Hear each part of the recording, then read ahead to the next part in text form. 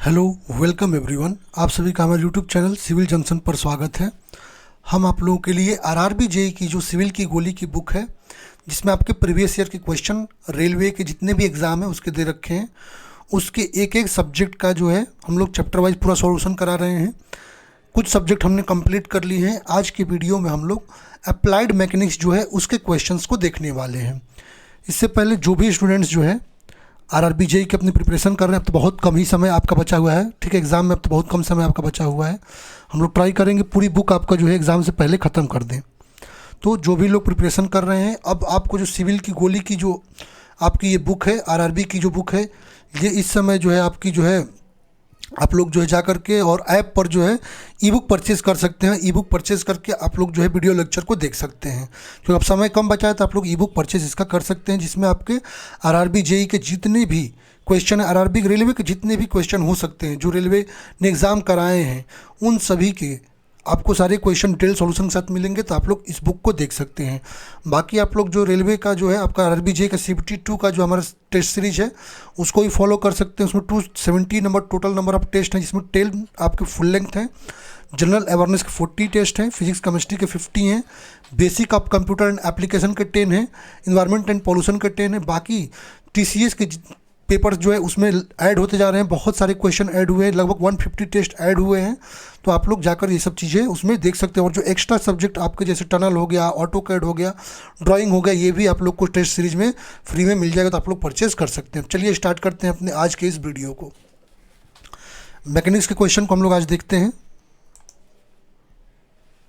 Okay, पहला question की यदि हम बात करते हैं, पहला क्वेश्चन हमारा क्या कह रहा है, कह रहा है if the lever arm is increase to 3 times the movement will become. कह रहा है कि यदि हमारा जो लीवर आर्म है उसको 3 टाइम्स हम इंक्रीज कर देते हैं तो मूवमेंट आपका क्या होगा। ठीक है, अच्छा, मूवमेंट की यदि हम बात करते हैं तो मूवमेंट इक्वल टू क्या होता है, फोर्स इनटू लीवर आर्म। ठीक है, जो फोर्स लगता है, जैसे ये रहा हमारे पास, ठीक है, ये रहा कपल है कोई, ठीक है, तो इस पर ये F न्यूटन का फोर्स लगा है, ये लीवर आर्म है, ठीक है, ये इसकी मान लीजिए लेंथ है, तो क्या हो गया, फोर्स इनटू लीवर आर्म जो है वही हमारा क्या होता है, मूवमेंट होता है। ठीक है, इसको मूवमेंट कहते हैं।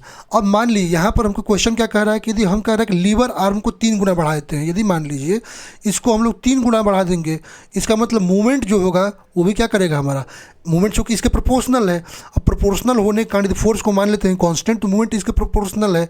अब प्रोपोर्शनल होने का मतलब क्या है कि यदि ये 3 गुना बढ़ेगा हमारा लीवर आर्म, इसका मतलब मूवमेंट भी हमारा क्या होगा, 3 गुना बढ़ जाएगा। ठीक है, सही ऑप्शन क्या हो जाएगा, option number B. Next question कह रहा है आपका CG of a plane lamina is not at its geometric centre if it is. कह रहा है कि आपका किस प्लेन लेमिना का जो है CG है जो वो ज्योमेट्रिक सेंटर पर नहीं होगा। यदि वो है आपका सर्कल है, स्क्वायर है, रेक्टेंगल है या राइट एंगल ट्रायंगल। अब एक चीज़ समझिएगा, चाहे आप सर्कल की बात कर लें, चाहे आप स्क्वायर की बात कर लें या आप रेक्टेंगल की बात कर लें, ये तीनों क्या है, ये सिमेट्रिकल प्लेन लेमिना है। ठीक है, यहाँ पर एक्सिस ऑफ सिमेट्री आपको देखने को मिलती है। इसका मतलब जो सेंटर ऑफ ग्रेविटी होगा इन तीनों में, चाहे सर्कल हो, आपका स्क्वायर हो या रेक्टेंगल हो, इसके लिए जो सेंटर ऑफ ग्रेविटी होगा ज्योमेट्रिक सेंटर पर होगा। लेकिन जब हम राइट एंगल ट्रायंगल की बात करते हैं, जब भी हम क्वेश्चन में बात करते हैं राइट एंगल ट्रायंगल की, जब राइट एंगल ट्रायंगल की आप बात करेंगे तो राइट एंगल ट्रायंगल क्या हो जाएगा, जैसे ये आपका राइट एंगल ट्रायंगल की मैं बात कर रहा हूँ, ये रहा आपका राइट एंगल ट्रायंगल। ठीक है, ये रहा आपका क्या, राइट एंगल ट्रायंगल। अब राइट एंगल ट्रायंगल के लिए जो आपका CG जो होता है वो किस पे होता है, वो होता है B/3 पे होता है। किस पे, B/3 पे होता है। तो यहाँ पर जो है आपका ज्योमेट्रिक सेंटर पर नहीं होता है, तो ये याद रखेंगे क्योंकि ये आपका सिमेट्रिकल बॉडी नहीं है। सही ऑप्शन क्या हो जाएगा, option number D. Next question कह रहा है आपका what is used to find movement of inertia of a body experimentally. कह रहा है कि एक्सपेरिमेंटली यदि किसी भी बॉडी का जो है मूवमेंट ऑफ इनर्शिया आपको फाइंड करना है तो किसका यूज करेंगे, centre of pendulum, torsional pendulum, compound pendulum या सिंपल पेंडुलम। अब यदि मैं बात करता हूँ कंपाउंड पेंडुलम की, ठीक है, तो कंपाउंड पेंडुलम का यूज जो है मूवमेंट ऑफ इनर्शिया को जो है किसी भी बॉडी के लिए एक्सपेरिमेंटली फाइंड करने के लिए यूज में लाया जाता है। ठीक है, यदि हम इसकी बात करते हैं, ये आपका एक रिजिड बॉडी होता है जिसमें आपका जो है एक फिक्स पॉइंट पर सस्पेंड होता है। ठीक है, अब उससे हम क्या करते हैं, पीरियड ऑफ ऑसिलेशन जो है पेंडुलम का वो हम लोग मेजर करते हैं, जिससे हम मूवमेंट ऑफ इनर्शिया को हम कैलकुलेट कर सकते हैं। ठीक है, इसके द्वारा हम लोग क्या करेंगे, मोमेंट ऑफ इनर्शिया को कैलकुलेट कर सकते हैं। तो यहाँ पर सही ऑप्शन के लिए हम बात करते हैं अपना, तो क्या हो जाएगा, कंपाउंड पेंडुलम। तो ऑप्शन नंबर सी करेक्ट हो जाएगा। चलेंगे अपने नेक्स्ट क्वेश्चन पे। नेक्स्ट क्वेश्चन कह रहा है हमारा, the centre of gravity of A triangle is located at the point of, कह रहा है जो सेंटर ऑफ ग्रेविटी होता है ट्रायंगल का, ठीक है, वो कह रहा है आपके किस पॉइंट पर जो है आपका लोकेट करता है, intersection of altitude, intersection of bisector of angle पे, इंटरसेक्शन ऑफ डायगोनल्स पे, या कंकरेंस ऑफ मीडियम पे। अब एक चीज़ समझिएगा, ठीक है, यदि इस क्वेश्चन की यदि मैं बात करता हूँ तो इस चीज़ को समझिएगा। यदि हमारे पास कोई ट्रायंगल है, ठीक है, हमारे पास यदि मैं मानूँ, चलिए इसको थोड़ा सा 1 सेकेंड, हाँ यहाँ 1 सेकेंड, ठीक है, मान लीजिए हमारे पास ये कोई राइट एंगल ट्रायंगल है। चलिए मान लीजिए हमारे पास राइट एंगल ट्रायंगल है, ठीक है, ये रहा हमारा राइट एंगल ट्रायंगल। तो कह रहा है कि आपका सी जी कहाँ पर होता है। ये तो पता है कि सी जी जो है हमारा, एक चीज़ देखिए यहाँ पर समझने की बात क्या होती है कि जो सेंट्रॉइड सेंटर ऑफ ग्रेविटी की बात करते हैं ट्रायंगल का, वो कहाँ पर होता है, वो आपका इंटरसेक्शन ऑफ द 3 मीडियम्स, ठीक है, तीनों मीडियंस। अब मीडियंस कैसे लेंगे, तो मीडियंस लेने के लिए क्या करेंगे, ईच मीडियम जो वर्टेक्स के साथ हम क्या करेंगे, mid point of opposite side को मैच करेंगे। जैसे ये आपका वर्टेक्स है, इससे मिड पॉइंट, इस अपोजिट साइड के मिड पॉइंट को मैच कीजिए, ठीक है, ये रहा, ठीक है, ये रहा वर्टेक्स, इससे जो है मिड पॉइंट इसका ये मैच हुआ, ठीक है, ये मिला। अब इसके वर्टेक्स से जो है मिड पॉइंट को मैच कीजिए, तो ये जहाँ पर सारे मीट कर रहे हैं, जहाँ पर सारे मीट कर रहे हैं, ये क्या होगा, इसका जो है आपका जो है ये सेंटर ऑफ ग्रेविटी होगा, ठीक है। सेंटर ऑफ ग्रेविटी की यदि हम इसकी बात करते हैं तो बेस से यदि हम बात करते हैं तो बेस से कितने पे होता है, आपको पता है, बेस से h/3 पर, और यदि हम टॉप से यहाँ से बात करते हैं तो ये आपका यहाँ से हो जाएगा 2/3 पर, ठीक है, किस पे, 2/3h पर, 2/3h पर। तो इसका मतलब यदि हम बात करते हैं ट्रायंगल के, यदि हम सेंटर ऑफ ग्रेविटी की यदि हम बात करते हैं, ठीक है, यदि हम क्या कर रहा है आपका centre of gravity of A triangle, तो कहाँ पर लोकेट कर रहा है, कॉन्करेंस ऑफ द मीडियम्स, जहाँ पर मीडियम्स क्या कर रहे हैं, मीट कर रहे हैं, वहाँ पर आपको सेंटर ऑफ ग्रेविटी देखने को मिल रही है। सही ऑप्शन डी हो जाएगा। नेक्स्ट क्वेश्चन आपका कह रहा है, equilibrium is a force, correct, जो इक्विलिब्रियम है वो आपका कैसा फोर्स है, ठीक है, कह रहा है which brings a body in equilibrium, ठीक है, कह रहा है which moves the body along the resultant force in zigzag movement of the body, या which moves the body in opposite direction of equilibrium force. अच्छा, इक्विलिब्रियम की यदि हम बात करते हैं, ठीक है, तो इक्विलिब्रियम क्या है, इक्विलिब्रियम फोर्सेज आपके सेट ऑफ फोर्सेस हैं जहाँ पर रिजल्टेंट आपका जीरो होता है। याद रखिए, इक्विलिब्रियम फोर्सेज जो होते हैं वो आपके सेट ऑफ फोर्सेज होते हैं जहाँ पर आपका जो है रिजल्टेंट जीरो होता है। और ये फोर्सेज की यदि मैं बात करता हूँ, ठीक है, तो आपका इक्विलिब्रियम फोर्सेज जो होते हैं वो ग्रुप ऑफ फोर्सेज होते हैं जो कि आपके बॉडी क्या करते हैं, इक्विलिब्रियम में रखते हैं। ये भी याद रखिए, बॉडी क्या करते हैं, इक्विलिब्रियम में रखने का काम करते हैं। ये आपके किसी भी ऑब्जेक्ट पर नेट फोर्स जो एक्ट करता है ना, वो आपका जो है जीरो हो जाता है उस समय, ठीक है, जिसका मतलब बैलेंस है, मतलब कोई नेट फोर्स नहीं। तो इक्विलिब्रियम फोर्स जो होता है वो बॉडी को इक्विलिब्रियम में रखता है। तो ऑप्शन नंबर ए करेक्ट हो जाएगा। नेक्स्ट क्वेश्चन कह रहा है आपका, a body is said to be equilibrium if, कह रहा है कि आपका कोई बॉडी इक्विलिब्रियम में, अच्छा अभी बता दीजिए इक्विलिब्रियम में है, इसका मतलब जो नेट फोर्स होगा क्या होगा, वो जीरो हो जाएगा, ठीक है। तो आपका हॉरिजॉन्टली मूव नहीं, वर्टिकली मूव नहीं, सीजी के अबाउट रोटेट करना नहीं, इसका मतलब नन ऑफ दीज हो जाएगा। ओके, चलिए चलते हैं नेक्स्ट क्वेश्चन पे। नेक्स्ट क्वेश्चन कह रहा है आपको, what are the equilibrium condition to be satisfied for particle applied with system of non coplanar concurrent forces. Non coplanar concurrent force की इस क्वेश्चन में बात करें, जब भी आपका जो है नॉन कोप्लेनर कंकरेंट फोर्स की बात करता है, इसका मतलब जो आपका जो है कोई पार्टिकल जो है, यदि आपका जो है उस पर system of non coplanar concurrent forces है, इसका मतलब जो सम ऑफ ऑल फोर्सेज होगा वो आपका क्या होगा, सभी डायरेक्शन में वो जीरो। इसका मतलब F X equal to summation of F X equal to zero, summation of F Y equal to zero, और आपका मूवमेंट का जो समेसन होगा, ठीक है, समोशन ऑफ मूवमेंट जो होगा वो आपका क्या हो जाएगा, वो जीरो हो जाएगा। इसका मतलब सही ऑप्शन हो जाएगा ऑप्शन नंबर डी, ठीक है। नेक्स्ट क्वेश्चन का, the angle which the resultant of frictional force and normal force make with the normal to the sliding surface when it's on average of sliding is called। कह रहा है कि आपका जो है क्वेश्चन में कह रहा है कि यदि आपका रिजल्टेंट जो है फ्रिक्शनल फोर्स का और नॉर्मल फोर्स का जो है ठीक है, वो क्या कर रहा है आपका नॉर्मल से जो है सरफेस से नॉर्मल पे है, ठीक है, कह रहा है कि ऑन एवरेज स्लाइडिंग, तो वो क्या हो जाएगा। अच्छा एक चीज़ यहाँ पर समझिएगा इस चीज़ में, ठीक है, तो आपका जब भी कोई बॉडी जो होता है, ठीक है, अब जब भी किसी बॉडी की यदि हम बात करते हैं, जब angle of resultant friction force जो है वो नॉर्मल होता है, ठीक है, जो यदि आपका एंगल जो है रिजल्टेंट ऑफ फ्रिक्शनल फोर्स और नॉर्मल फोर्स जो होता है वो नॉर्मल से स्लाइडिंग सरफेस पर हो और वहाँ पर जो एवरेज स्लाइडिंग जो है एंगल का जो है लिमिटिंग फ्रिक्शन पे हो, तो हम उसको क्या कहते हैं, उसको कहते हैं एंगल ऑफ लिमिटिंग फ्रिक्शन। अब एंगल ऑफ लिमिटिंग फ्रिक्शन की यदि हम बात करते हैं तो आपकी फाई की यदि मैं बात करता हूँ तो फाई क्या होता है आपका tan inverse 1 F by R in, ठीक है, F by R in resultant, तो और ये इक्वल टू होता है tan इनवर्स, तो ये आपकी यदि हम बात करते हैं तो ये आपका आता है, ठीक है, तो ये होता है एंगल ऑफ लिमिटिंग फ्रिक्शन जो कि यहाँ पर दे रखा है, ठीक है, एंगल ऑफ लिमिटिंग फ्रिक्शन। चलते हैं नेक्स्ट क्वेश्चन पे अपना। अच्छा एक चीज़ और आता है, एंगल ऑफ रिपोज भी आता है, ये भी समझ लीजिए एंगल ऑफ रिपोज क्या होता है, ठीक है, तो एंगल ऑफ रिपोज की यदि हम बात करते हैं तो ये आपका मिनिमम एंगल, ये ऐसा मिनिमम एंगल होता है जिस पर यदि हम बात करते हैं, मतलब मिनिमम एंगल का इंक्लिनेशन ऐसा होता है कि जब आपका जो प्लेन होगा वो ओरिजेंटल से ऐसा होगा कि बॉडी जो है उस पर जो रखी हुई है अब जो है जस्ट स्लाइडिंग स्टार्ट कर दे, तो उसको हम क्या कहते हैं, एंगल ऑफ रिपोज कहते हैं। तो ये भी याद रखेंगे कि एंगल ऑफ रिपोज क्या होता है, ठीक है। एक होता है एंगल ऑफ फ्रिक्शन, तो एंगल ऑफ फ्रिक्शन जो होता है वो दो सरफेसेस के बीच जो कांटेक्ट में उनके बीच का एंगल होता है, ठीक है, जो रिजल्टेंट फोर्स लिमिटिंग फ्रिक्शन का जो होता है वो नॉर्मल से आपका डायरेक्शन ऑफ नॉर्मल डायरेक्शन बनाता है। ये भी आप लोग को याद रखना है। Next question, the frictional force which prevents one body from sliding on another body, कह रहा है कि एक बॉडी पर स्लाइड दूसरा बॉडी को जो है उसको क्या कर रहा है, प्रिवेंट कर रहा है, तो उसको क्या कहेंगे। दो चीज़ें हम बात करते हैं, एक हम बात करते हैं स्टैटिक फ्रिक्शन की, एक बात करते हैं हम काइनेमेटिक फ्रिक्शन की। यदि स्टैटिक फ्रिक्शन की बात करते हैं तो ये कहता है कि आपका जो है ये एक्ट करता है between surfaces in contact, but यहाँ पर कोई रिलेटिव मोशन जो है वो नहीं होता है, ठीक है। बट काइनेमेटिक फ्रिक्शन की यदि हम बात करते हैं तो ये भी जो है दो सरफेसेस के बीच के कांटेक्ट में काम करता है, लेकिन यहाँ पर रिलेटिव मोशन देखने को मिलता है, ठीक है। तो जब आपका रिलेटिव मिक्स जो आपका मोशन जो है उसको हम लोग रोक देते, उसको हम क्या कहते हैं, स्टैटिक फ्रिक्शन। तो ऑप्शन ए करेक्ट हो जाएगा। चलते हैं नेक्स्ट क्वेश्चन पे।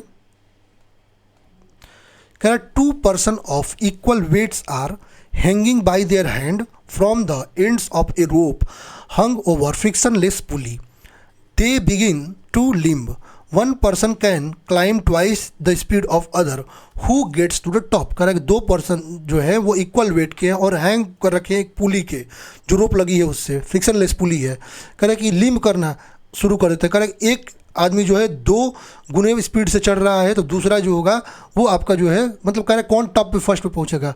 अब याद रखिएगा दोनों एक साथ पहुंचेंगे, क्यों, क्योंकि यहाँ इक्वल वेट है, ठीक है, और फ्रिक्शनलेस पुली है, इसका मतलब इक्विलिब्रियम होगा यहाँ पर, और तो इसका मतलब पोजीशन जो होगा एवरी इंस्टांस पर सेम होगा इनका, ठीक है। तो आपका जो है दोनों एक साथ ही जाएंगे, तो ऑप्शन बी यहाँ पर करेक्ट हो जाएगा। नेक्स्ट क्वेश्चन कह रहा है coefficient of friction of road surface decrease on, तो रोड सरफेस है कोफिशिएंट ऑफ फ्रिक्शन कह रहा है कब डिक्रीज करता है। आपको पता है कि जब भी यदि आपका जो टेम्परेचर होगा वो इंक्रीज होगा तो आपका जो रोड पर कोफिशिएंट ऑफ फ्रिक्शन होगा वो डिक्रीज करेगा, ठीक है, तो ऑप्शन बी करेक्ट हो जाएगा। नेक्स्ट क्वेश्चन कह रहा है 16 newton force produce a movement of 64 newton metre, the movement arm is, movement arm यहाँ पर पूछ रखा है क्वेश्चन में, ठीक है। तो यदि मूवमेंट आर्म की यदि हम बात करते हैं क्वेश्चन, अच्छा मूवमेंट आर्म की यदि क्वेश्चन में हम बात कर रहे हैं, ठीक है, तो क्या आ जाएगा, तो आपको मूवमेंट इक्वल टू क्या होता है, force into movement arm length. आपको पता है फोर्स कितना दे रखा है 16 और आपका मूवमेंट दे रखा है 64 न्यूटन मीटर। तो मूवमेंट ऑफ लीवर आर्म की यदि हम बात करते हैं यहाँ से तो क्या हो जाएगा, ये हो जाएगा आपका जो है मूवमेंट अपॉन फोर्स कर दीजिए तो आपका 14/16 तो आएगा 4 मीटर, तो ऑप्शन डी करेक्ट हो जाएगा। नेक्स्ट क्वेश्चन कर रहा था centre of gravity of a quadrant of a circle lies along its central radius at a distance of, का जो सेंटर ऑफ ग्रेविटी कह रहा है आपका जो क्वाड्रेंट का कह रहा है सर्कल के, कह रहा है वो सेंटर ऑफ रेडियस के कितने डिस्टेंस पे होता है। तो यदि हम जब भी हम बात करते हैं, ठीक है, तो यदि हम इसकी बात करते हैं तो आप जो सेंटर ऑफ ग्रेविटी होता है क्वाड्रेंट का सर्कल का वो लाई करता है आपको सेंट्रल ऑफ रेडियस से जो है, सेंट्रल रेडियस से 0.424 आर पर, ठीक है, तो ये आप लोग याद रखेंगे, ठीक है। सही ऑप्शन क्या हो जाएगा यहाँ पर, option number B. Next question कह रहा है आपका Varignon theorems of movement states that if a number of coplanar, एक सेकंड, कोई क्वेश्चन छूटा तो नहीं है ना? नहीं, ठीक है। कह रहा Varignon's theorem of movement states that if a number of coplanar forces acting on a particle are in equilibrium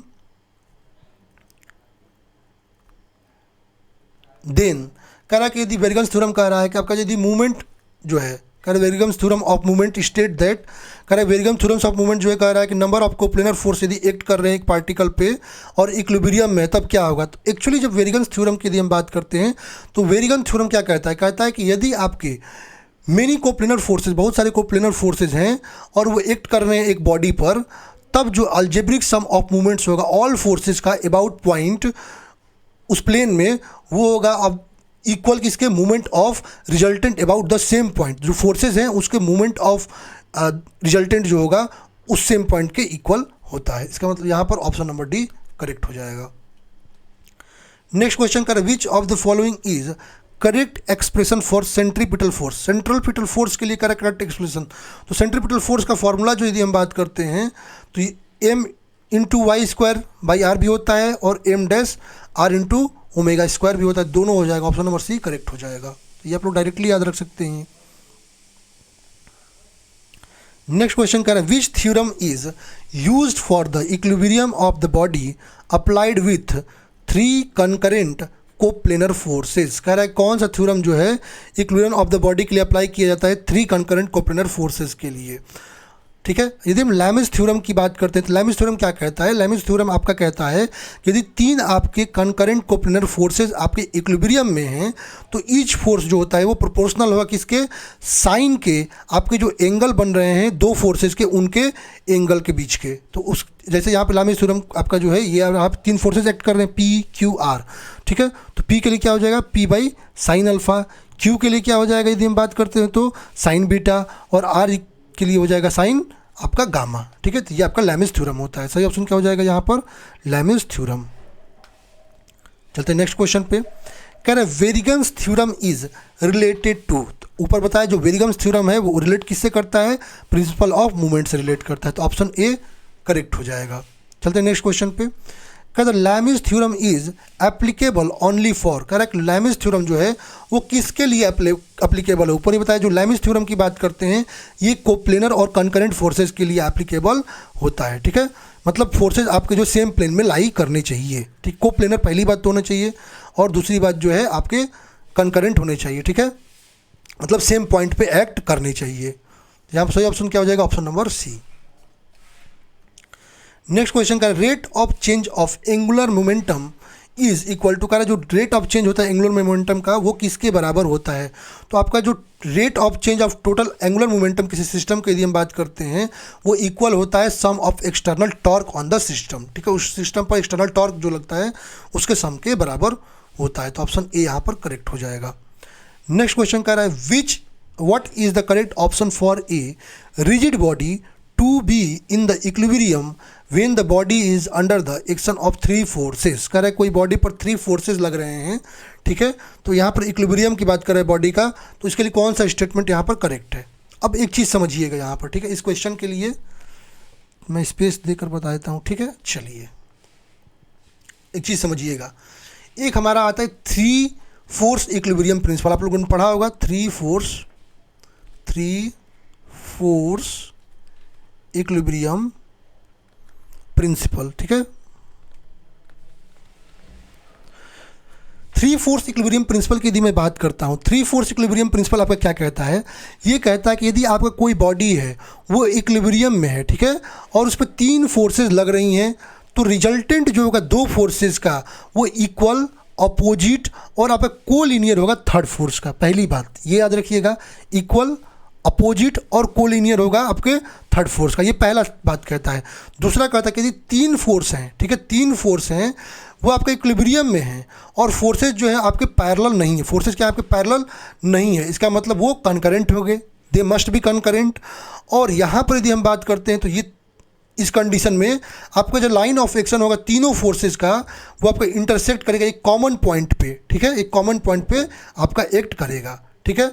और यदि आपका पास नहीं कर रहा है यदि उसके थ्रू, तो कॉमन पॉइंट के थ्रू, तो इसका मतलब वो कपल प्रोड्यूस करेगा। तो ये आपको याद रखना है, ठीक है। जब 3 कंडीशन आता है कि लाइन ऑफ एक्शन कोप्लेनर होना चाहिए, ठीक है, लाइन ऑफ एक्शन आपके एक पॉइंट पे मीट करना चाहिए, या आपका वेक्टर जो होगा सम ऑफ दिस फोर्सेज वो इक्वल टू 0 वेक्टर के होना चाहिए। 3 चीज़ें आपको इसमें ध्यान रखनी है। अब क्वेश्चन पे आते हैं अपने, ठीक है, क्वेश्चन पे आते हैं। तो यहाँ पर यदि हम बात करते हैं तो लाइन ऑफ एक्शन आपका एक पॉइंट पर मीट करना चाहिए, तो ये आपका ऑप्शन करेक्ट हो जाएगा, ठीक है।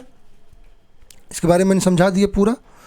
नेक्स्ट क्वेश्चन कह रहा है in case of concurrent and coplanar forces the condition of equilibrium is, कह रहा है कि आपका जो है कोप्लेनर और कंकरेंट फोर्सेज जो है उसके केस में जो है आपका इक्विलिब्रियम का कंडीशन क्या होता है। तो यदि हम कोप्लेनर और कंकरेंट और कोप्लेनर फोर्सेज की बात करते हैं, इसका मतलब जो है यहाँ पर जो एफ एक्स इक्वल टू, यहाँ पर यदि हम बात करते हैं F X equal to 0, F Y equal to 0 यदि हम बात करते हैं, और आपका मूवमेंट भी 0 होना चाहिए। तो हॉरिजॉन्टल और वर्टिकल दोनों 0 होना चाहिए और मूवमेंट भी आपका 0 होना चाहिए। तो ऑप्शन डी यहाँ पर करेक्ट हो जाएगा।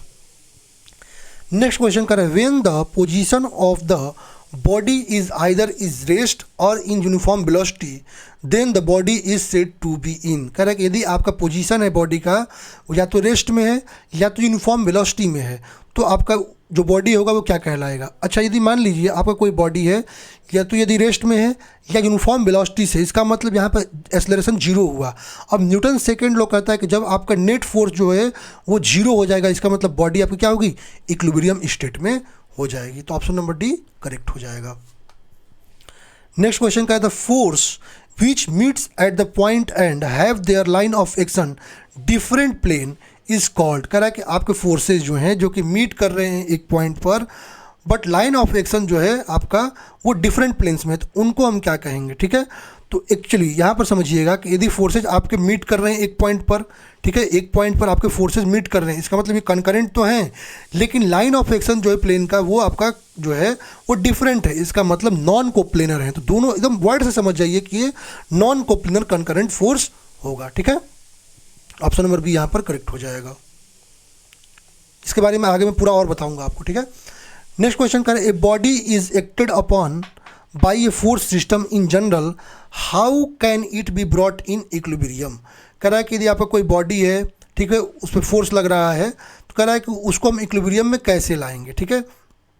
आपको ऊपर मैंने कई बार बता दिया कोई भी बॉडी इक्विलिब्रियम में कब होगी, जब आपका vector of sum of external forces और मूवमेंट 0 हो जाए, ठीक है।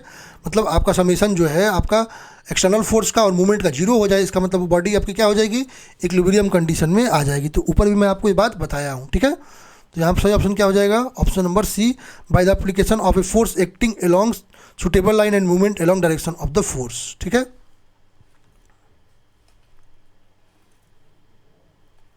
नेक्स्ट क्वेश्चन कह रहा है आपका which of the following is not a scalar quantity, कह रहा है इसमें कौन सा स्केलर क्वांटिटी नहीं है। दो चीज़ें आप पढ़ते हैं, एक वेक्टर क्वांटिटी पढ़ते हैं, एक स्केलर क्वांटिटी पढ़ते हैं। स्केलर क्वांटिटी के लिए हम बात करते हैं तो इसको केवल और केवल मैग्नीट्यूड से हम बताते हैं, ठीक है। इसमें आपको दिशा की ज़रूरत, डायरेक्शन की ज़रूरत नहीं होती है। मास हो गया, लेंथ हो गया, वॉल्यूम हो गया, डेंसिटी हो गया। वेक्टर की यदि हम बात करते हैं तो वेक्टर क्वांटिटीज ऐसी होती हैं जो आपका जिसमें आपको मास भी बताना, मतलब उस बॉडी का डायरेक्शन भी बताना पड़ता है, ठीक है, और मैग्नीट्यूड भी बताना पड़ता है, जैसे वेलोसिटी हो गया, एक्सेलरेशन हो गया, डिस्प्लेसमेंट हो गया, ये सारे होते हैं, ठीक है। तो यहाँ पर कह रहा है कि कौन सा जो है आपका स्केलर नहीं है, ठीक है। वॉल्यूम, मास, लेंथ ये सारे स्केलर हैं, बट फोर्स की यदि मैं बात करता हूँ तो वेक्टर क्वांटिटी होती है, ठीक है। फोर्स के लिए दोनों चाहिए। नेक्स्ट क्वेश्चन कह रहा था angle of inclination of the plane at which the body begins to move down the plane. अभी ऊपर बताया था कि मिनिमम आपका जो एंगल होता है आपके सरफेस से, जिस पर से आपका जो बॉडी अब स्लाइड करना शुरू कर जाते हैं, उसको एंगल ऑफ रिपोज कहते हैं। क्या कहते हैं, एंगल ऑफ रिपोज। तो ऑप्शन नंबर सी करेक्ट हो जाएगा। ऊपर ही मैंने आपको इसके बारे में बताया है। नेक्स्ट क्वेश्चन का है the phenomenon of slow extension of material i.e. Increasing with time having no constant load is called. कह रहा है कि आप कोई भी आपका मटेरियल है वहाँ पर स्लो एक्सटेंशन देखने को कर रहा है, मतलब टाइम के साथ वहाँ पर जो है वो इंक्रीज हो रहा है, ठीक है। और तो इसको हम क्या कहेंगे, तो यदि हम बात करें जब स्लो एक्सटेंशन किसी मटेरियल को ओवर टाइम यदि हम बात कर रहे हैं तो वो उसकी क्रीपिंग को बताता है। क्या बताता है, उसके क्रीपिंग को बताता है। सही ऑप्शन ए हो जाएगा।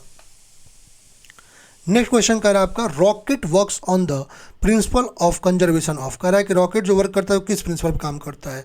अब यदि हम रॉकेट की बात करते हैं तो ये आपका इसके पीछे जो बेसिक प्रिंसिपल है, ठीक है, वो है कंजर्वेशन ऑफ मोमेंटम का। अब न्यूटन्स का थर्ड लॉ जो होता है वो कहता है कि आपका ईच एक्शन के आपके जो अपोजिट रिएक्शन भी होता है। तो क्या होता है, जब एक्सपल्सन होता है आपके रॉकेट नोजल से जो है जो आपका प्रोपेलेंट होता है उसमें से जो फ्यूल होता है उसका जब एक्सपल्सन होता है तो हाई वेलोसिटी जनरेट होता है, तो थ्रस्ट क्रिएट होगा, और ये थ्रस्ट क्या करता है, फॉरवर्ड आगे की ओर ले जाता है। ठीक है, तो यहाँ पर यदि मैं बात करता हूँ तो सही ऑप्शन क्या हो जाएगा आपका, आपका कंजर्वेशन ऑफ मोमेंटम, तो ऑप्शन नंबर बी करेक्ट हो जाएगा। नेक्स्ट क्वेश्चन कर रहा है the distance covered by an object in unit time is called, कर रहा है कोई ऑब्जेक्ट का द्वारा जो यूनिट टाइम में कोई डिस्टेंस कवर किया जा रहा है तो उसको हम क्या कहेंगे। ठीक है, तो यदि कोई भी ऑब्जेक्ट है, यदि यूनिट टाइम में यदि आपका जो है डिस्टेंस कवर कर रहा है तो आपको पता ही है उसको हम क्या कहते हैं, तो उसको हम कहते हैं आपका speed. Option number A correct हो जाएगा। नेक्स्ट क्वेश्चन कर रहा है the product of movement of inertia about the principal axes, का जो प्रोडक्ट होता है मूवमेंट ऑफ इनर्शिया का प्रिंसिपल एक्सेस के, तो प्रिंसिपल एक्सेस की यदि हम बात करते हैं तो प्रिंसिपल एक्सेस पे जो प्रोडक्ट होता है मूवमेंट ऑफ इनर्शिया को क्या होता है, जीरो होता है। ठीक है, क्या होता है, जीरो होता है। नेक्स्ट हमारा क्वेश्चन कर रहा है in order to determine the effect of a force acting on a body we must know, कह रहा है कि आपका जो है हमको यदि किसी फोर्स का किसी बॉडी पर एक्ट कर रहा है तो उसके इफेक्ट को यदि हमको जानना है तो हमको क्या जानना जरूरी है। तो कोई भी फोर्स यदि किसी बॉडी पर एक्ट कर रहा है तो इसका मतलब पहला तो लाइन ऑफ एक्शन जानना जरूरी है, फोर्स का नेचर जानना जरूरी है कि आपका पुल कर रहा है या पुश कर रहा है, मतलब कंप्रेशन है या टेंशन है, और उसका मैग्नीट्यूड जानना, मतलब तीनों चीज़ें आपके लिए जरूरी हैं। तो all of the option are correct. Next question करें what is the coefficient of restitution for elastic impact, तो इलास्टिक इम्पैक्ट के लिए आपका पूछ रखा है कि आपका कोफिशिएंट ऑफ रीइंस्टीट्यूशन क्या होगा। तो यदि हम बात करते हैं इलास्टिक कोल्यूजन के लिए E = 1 आता है, यदि आपका E = 0 इसका मतलब परफेक्टली इनइलास्टिक कोल्यूजन है।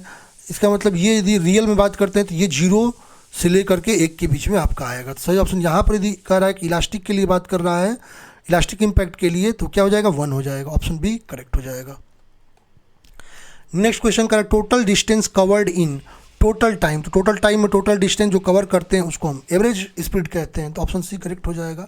तो मैकेनिक्स में कुछ ये आपके इजी क्वेश्चंस ही आए हुए हैं, बहुत अच्छी मैकेनिक्स टफ नहीं आई हुई है। कह रहे when one body rolls over the surface of another body the resistance to its motion is called, कह रहा है कि यदि एक बॉडी है दूसरे बॉडी पर रोल कर रही है तो कह रहा है जो रेसिस्टेंस होगा मोशन का वो क्या होगा। तो यदि एक बॉडी दूसरे बॉडी पर रोल कर रही है तो रोलिंग फ्रिक्शन देखने को मिलेगा। ठीक है, और स्लाइड करती है स्लाइडिंग फ्रिक्शन देखने को मिलता है। ठीक है, तो यहाँ पर क्या हो जाएगा आपका रोलिंग फ्रिक्शन करेक्ट हो जाएगा। ऑप्शन नंबर डी करेक्ट हो जाएगा, रोलिंग फ्रिक्शन।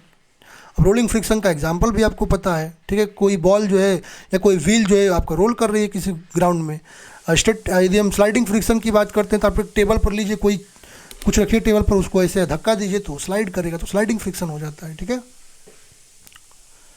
नेक्स्ट क्वेश्चन चलते हैं। कह रहा है the maximum height of A projectile, कोई क्वेश्चन छूटा है क्या, एक सेकंड, अच्छा, कह when an object undergoes acceleration, कह यदि कोई ऑब्जेक्ट जो है उस एक्सेलरेशन देखने को मिल रहा है, इसका मतलब क्या होगा, एक्सेलरेशन है, इसका मतलब उस कोई ना कोई जो है फोर्स हमेशा लग रहा है। तो ऑप्शन डी करेक्ट हो जाएगा।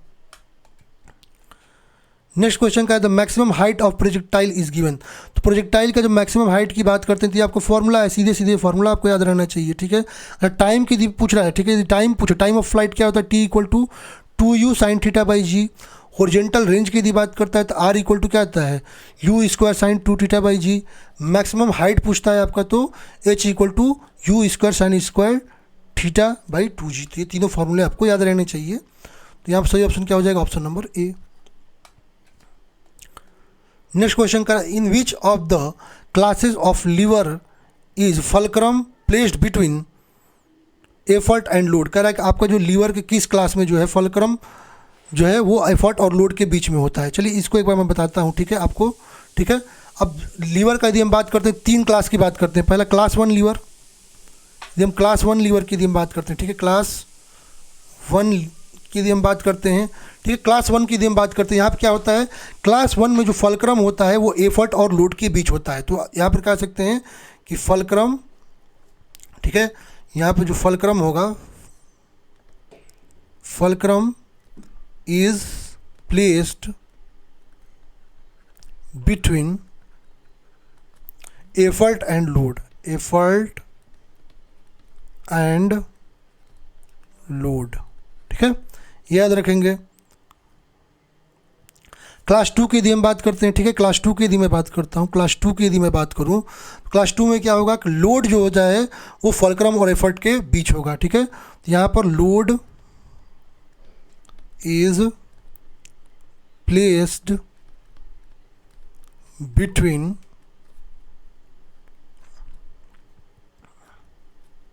फलक्रम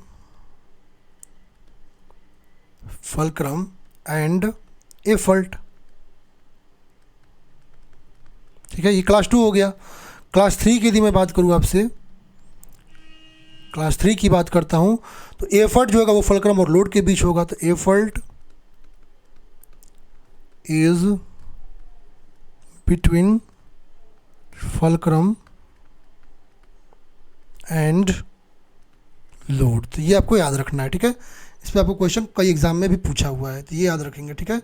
तो कह रहा है कि आपका फलक्रम जो प्लेस कर दिया गया एफर्ट और लोड के बीच में, तो ये क्या हो जाएगा आपका क्लास 1 है। चलते नेक्स्ट क्वेश्चन पे। कह centre of gravity of a uniform lamina lies between, ठीक है, ठीक है, ये सही था। कह centre of gravity of a uniform lamina lies at, कह जो यूनिफॉर्म लेमिना है उसके सेंटर ऑफ ग्रेविटी आपको पता ही है कि आपके मिड पॉइंट ऑफ एक्सिस पर होगा, ठीक है। तो आपका यूनिफॉर्म के लिए ये हो जाएगा, बी ऑप्शन करेक्ट हो जाएगा।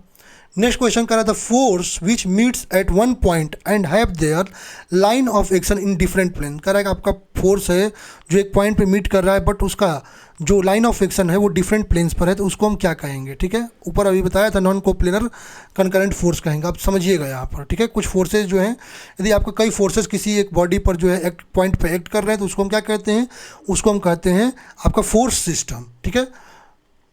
अब कोलिनियर की यदि हम बात करते हैं तो line of action of all forces act along same line, तो ये कोलिनियर हो जाएगा, ठीक है। यदि ऑल फोर्सेज आपके पैरेलल होंगे एक दूसरे के और सिंगल प्लेन में होंगे तो उसको हम क्या कहेंगे, कोप्लेनर कहेंगे, ठीक है। ये सारी चीज़ें आप लोग यहाँ पर देख सकते हैं, ठीक है। लाइन ऑफ एक्शन यदि आपका सिंगल पॉइंट पर है और फोर्स जो है सेम लाइन में तो कोप्लेनर कनकरेंट हो जाएगा, ठीक है। ये आप लोग देख सकते हैं सारी चीज़ें, बाकी मैंने इसका एक्सप्लेनेशन दे दिया है, तो ऑप्शन ए करेक्ट हो जाएगा। नेक्स्ट क्वेश्चन करा what is equal to the measurement of 1 micro angstrom, ठीक है। तो इसका जो हो जाएगा आपका 10⁻⁻6 एंगस्ट्रॉन हो जाएगा। एक सेकंड लाइट चला गया, चलिए इसे काम हम लोग चला लेंगे, लाइट चला गया तो मोबाइल से काम चला लेते हैं तब तक, लास्ट है, ठीक है। नेक्स्ट क्वेश्चन करा when the time taken to complete a given amount of work increase then, कह रहे कि यदि आपका टाइम जो है कंप्लीट हो रहा है, किसी अमाउंट ऑफ वर्क इंक्रीज कर रहा है तो अब क्या हो जाएगा, तो यदि आपका अमाउंट ऑफ वर्क इंक्रीज हो रहा है इसका मतलब पावर जो हो जाएगा वो क्या हो रहा है, डिक्रीज हो रहा है उस टाइम में।